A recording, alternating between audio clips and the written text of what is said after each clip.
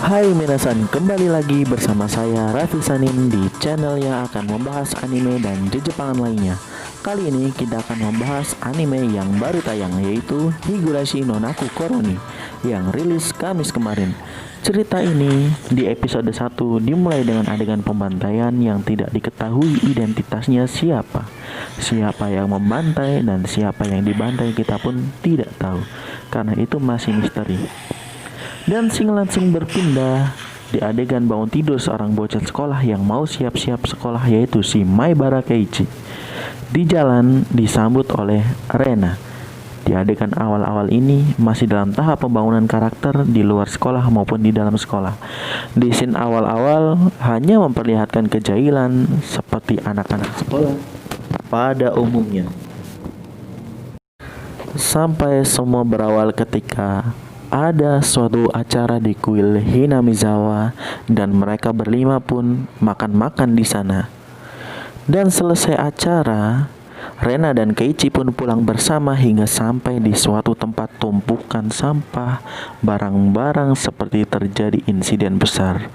Kemudian Rena pun turun karena menurutnya itu adalah tumpukan harta untuk mencari barang bekas. Sambil menunggu Rena, Keiichi pun tiduran di pinggir jalan, namun ada seseorang yang mengagetkan Keiichi. Ternyata dia adalah seorang fotografer lepas bernama Nobitake. Dan dia pun bertanya, apakah kamu warga Hinamizawa? Karena dia terkadang datang ke Hinamizawa karena di situ banyak pemandangan yang bagus. Sampai akhirnya setelah Rena selesai mencari barang bekas, si fotografer tadi pun baru sadar. Ternyata Keiichi datang bersama temannya. Kemudian dia bertanya kepada Keiichi, apa yang dia lakukan di sana? Keiichi pun menjawab dengan candaan, entahlah, mungkin dia cuma memeriksa mayat yang dia mutilasi. Niatnya si Keiichi sih cuma bercanda-bercanda aja. Namun ternyata si fotografer itu menjawab dengan serius. Kata si fotografer, itu adalah insiden yang buruk ya. Satu lengannya masih belum ketemu kan? Sontak si Keiichi pun kaget setengah mati. Apa ketemu tadi? Kemudian Rena pun kembali dari pencarian barang bekasnya dan dia menemukan boneka Kenta. Boneka Kenta itu ya mungkin menurut mereka kayak boneka Kentaki kali.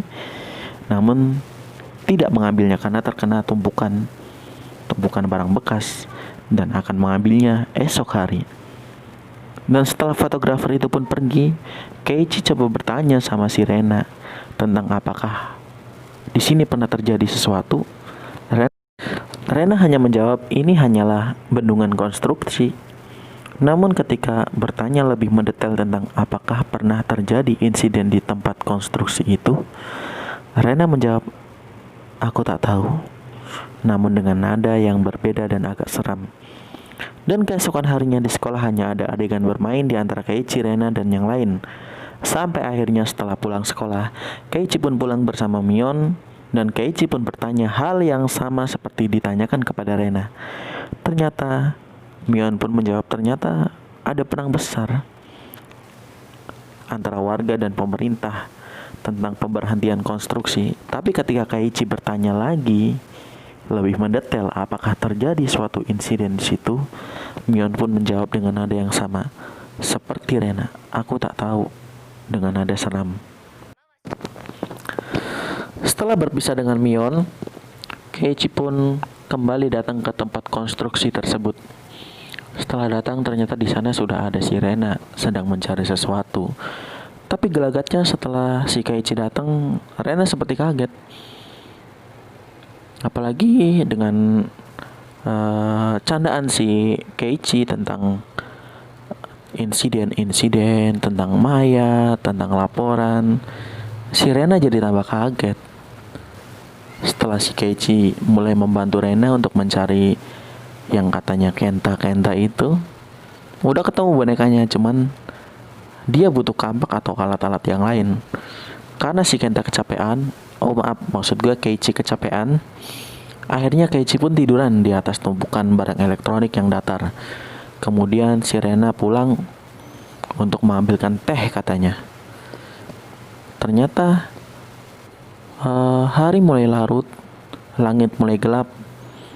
Rena tidak kunjung datang. Namun setelah Rena datang, ternyata dia membawa senjata Dan scene berakhir, episode 1 pun berakhir dengan Rena membawa senjata di pinggir jalan dekat tumpukan barang-barang bekas itu. Dan di tengah tumpukan barang bekas itu ada Keiichi yang sedang berbaring. Apakah terjadi sesuatu setelah ini? Kita nantikan di episode selanjutnya. Kita nantikan episode keduanya yang bikin penasaran ini. Pasti akan kita bahas nanti di channel ini lagi. Jangan lupa like, subscribe, dan komen. Apabila ada sesuatu yang salah, tolong kritik aja, nggak apa-apa. Santai aja boy.